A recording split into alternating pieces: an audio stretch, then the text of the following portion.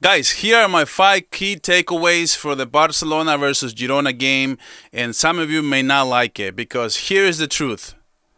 I think for the first time since Hansi Flick arrived to Barcelona, I don't think we are ready for a Clásico. Not emotionally, not tactically, and not physically. We're just a week away from El Clásico. We're going to get one more day off than Real Madrid will. And this Girona performance was loud, flashing warning sounds that we better wake up really fast. Because it's not that Real Madrid are terrifying right now. They're fumble their own big games, all of their big games this year. But the difference is they still look like a machine and they still look effortless. And they're just winning after winning after winning with Mbappe scoring every single chance. And they have what Barcelona doesn't have right now, which is a prolific striker who can score.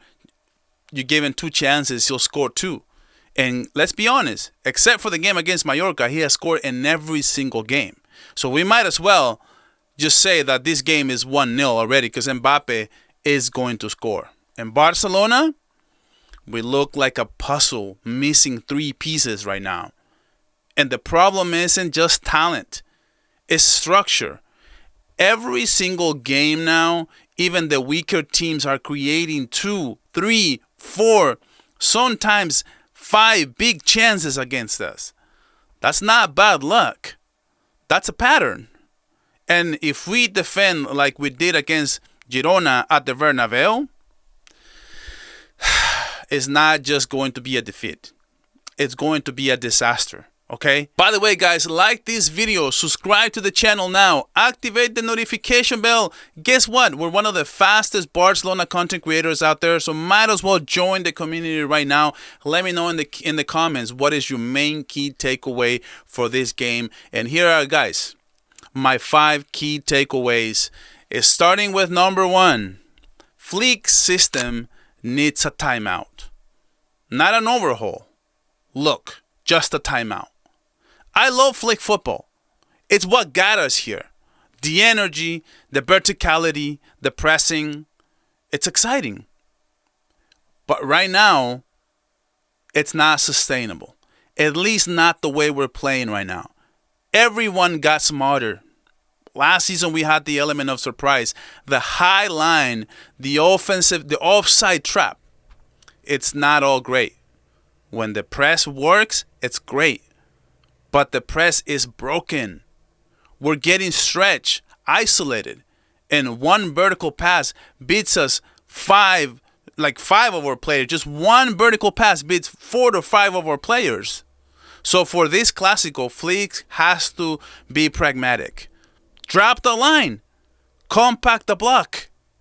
Do what you did against Newcastle and stay balanced. That was a masterclass by Hansi Flick under Newcastle.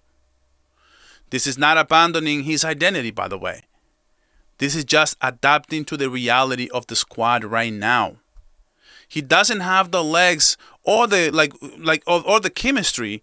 Like this team doesn't have the legs or the chemistry to play Flick football for 90 minutes like we did last season.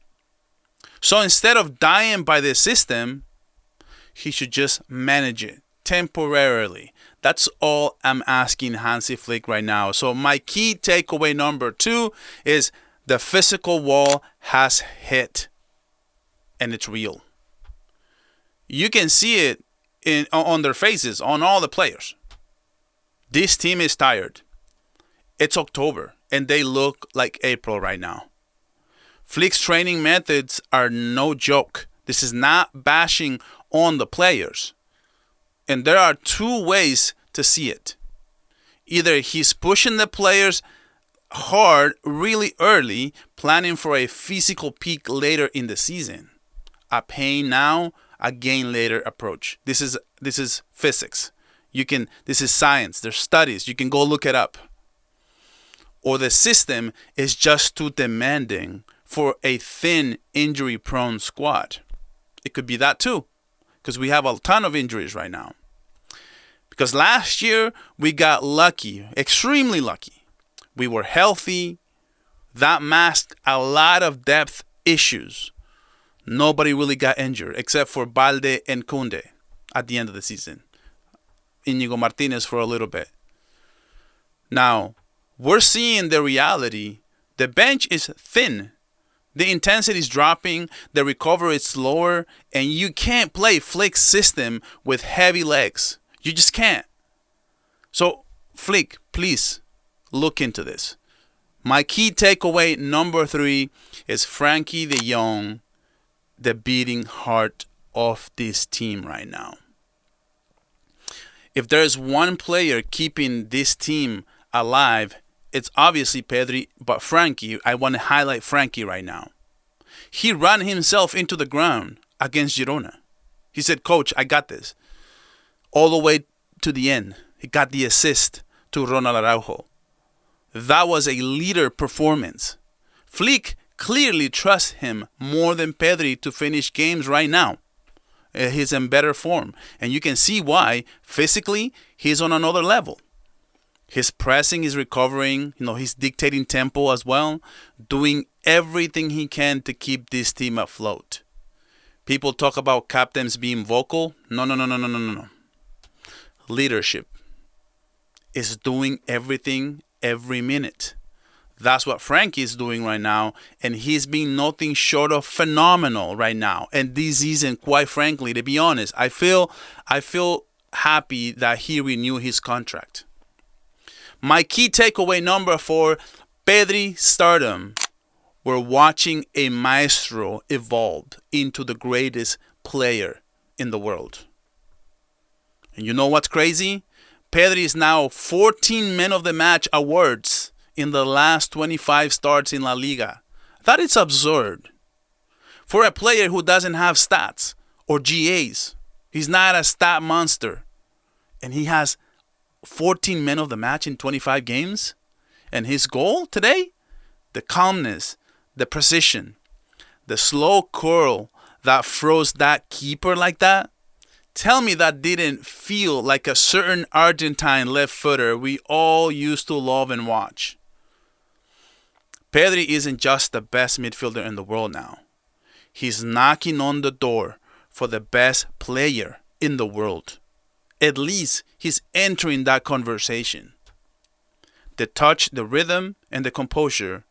He's an orchestra conductor in chaos. That's the most important part of a midfielder. My key takeaway number 5 is Rooney's spark and Araujo's command. Now, if you look for hope, there was some hope today. Roony played like his best game yet in Barcelona shirt. Today, his best game. He came on and took responsibility, showed personality. And that Trivela cross to Rashford, that was world-class vision. Had he scored that, had Lamine Yamal done that pass, and let's say Rashford scores, we would have just given so many flowers to Lamine Yamal. And for 2 million euros, that kid looks like a steal. And if he keeps progressing like this, he can actually give Lamine Yamal some real rest minutes in this campaign. And Roony and Araujo, what can you say?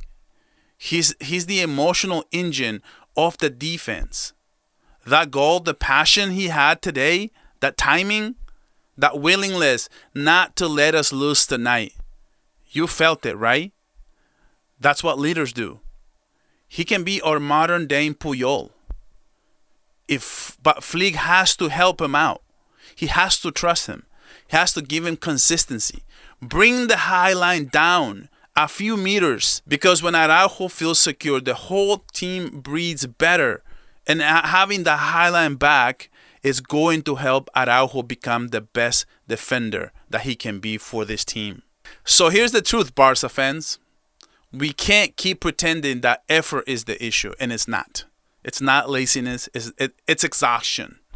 Can't even pronounce this word. Exhaustion is a symptom of imbalance, physical and tactical, or both. Flick has done a remarkable job. With a financially handcuffed squad, he's brought structure, beliefs, identity, But right now, this team looks like it's just carrying too much weight too early. The hope, right? Maybe this is part of the plan. Maybe this is a grind before the growth, the pain before the payoff. But if not, if this is fatigue and fragility can continue, we may be staring at a long, exhausting season. Still, with Frenkie leading, Pedri shining the way he is, and Araujo commanding, the foundation is there 100%. And wait until Rafinha comes back. Wait until Lamine Yamal comes back. But make no mistake, the Clásico will tell us a lot if this team is surviving or is just evolving. And considering our next league fixture, it is against Real Madrid, not dropping points today was absolutely crucial. There's a big difference between going to a Clásico with a 2-point gap versus a 5 or 6 or 7-point gap. Because that extra caution can be the difference between calm and preparation and enormous pressure. It would have mounted crazy. Falling behind 7 to 8 points, no matter how early in the season that is a horrible position to be in. And that was the biggest thing about winning this game. Injuries will definitely weaken our performance, but a win today was a must, and the team got it done. And Flick knows it, because at this point in the season, it's not just about tactics. It's clearly about survival. Guys, thank you so much for watching until the end of this video. Please like this video, subscribe to the channel, let me know in the comments what is your main key takeaway of this game. And guys, I'll catch you guys in the next one. And as always, Visca el Barça.